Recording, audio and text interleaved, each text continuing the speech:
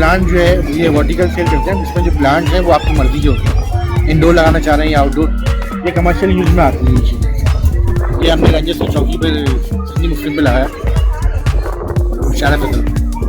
और ये जो है ये आप घर में छोटे सेटअप पे भी लगा सकते हैं।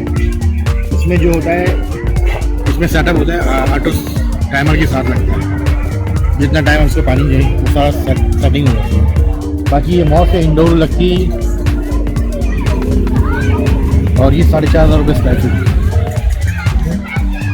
और हमारे ये आर्टिफिशियल ग्रास जिसमें 40 mm है। ये किस तरह ये 150 रुपीज़ जो है पर स्क्वायर फीट है। और ये आउटलेट कहाँ पर है?